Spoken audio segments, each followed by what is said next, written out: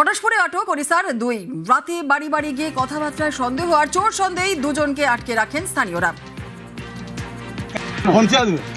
কেন ঢুকেছিলেন? अरे थाना के बुलाओ। আরে থানা তো পরে বুলাও। थाना आने दो। আপ কেন ঢুকেছিলেন বলো? পঞ্চায়েতের বাড়িতে যাই না কেউ। আরে যাই না।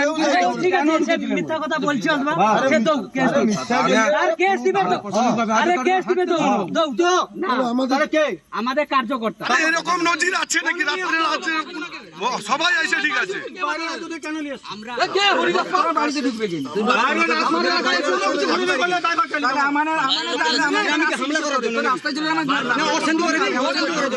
রাত্রে আবার ঘুরে না সবাই করবে ঠিক আছে, দিবসে এসে ঠিক আছে।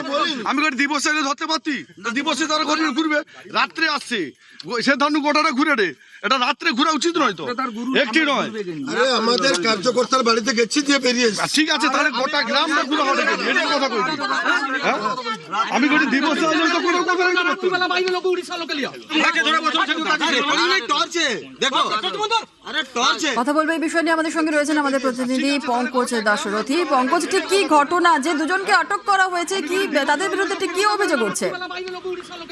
দেখো জুনেলা, মূলত তাদের বিরুদ্ধে যে অভিযোগ, বিস্তর অভিযোগ, যেখানে মধ্যরাতে রাতের অন্ধকারে মোবাইলের টর্চ জ্বালিয়ে ওই এলাকায় বিজেপির যে উড়িষ্যার যে বিজেপির কার্যকর্তারা রয়েছে তারা কিন্তু হিন্দি ভাষায় এলাকায় ঘুরে ঘুরে বেড়াচ্ছে এবং বোঝাচ্ছে, এমনটা কিন্তু খবর। তবে এলাকার স্থানীয় বাসিন্দা তাদের কিন্তু সন্দেহ যে হিন্দি ভাষী এলাকায় কোনো পরিচয় বা কোনো জানা নেই, তারা কি করে অন্ধকারে রাত 8:30 নাগাদ তারা ঘোরাফেরা করছে এলাকায়। তাই এলাকার মানুষ তারা কিন্তু চোর সন্দেহ করে আটক করে রাখে, তারপরে কিন্তু খবর দেয় পটাশপুর থানার পুলিশে।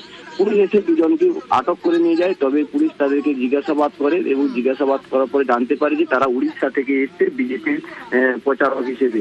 সেক্ষেত্রে প্রবাসী প্রচারক, যেখানে ভারতীয় জনতা পার্টির প্রবাসী প্রচারক অর্থাৎ অনুমতি রয়েছে বলে এমনটাই কিন্তু তারা দাবি করছে। তবে স্থানীয় বাসিন্দাদের দাবি যে রাতের অন্ধকারে কেন আসবে, তারা দিনের বেলায় আসুক বা পরিচয়ে কাউকে নিয়ে আসুক, এলেই কিন্তু প্রচার করুক, সেটা নিয়ে তারা কিন্তু মানতে পারবে। কিন্তু যেক্ষেত্রে তারা অপরিচিত ব্যক্তি রাতের অন্ধকারে প্রচার করছে, এই নিয়ে কিন্তু যথেষ্ট আতঙ্ক সৃষ্টি হয়েছে এলাকায়, যা নিয়ে কিন্তু তারা রাজনৈতিক দরজা শুরু হয়েছে। ধন্যবাদ।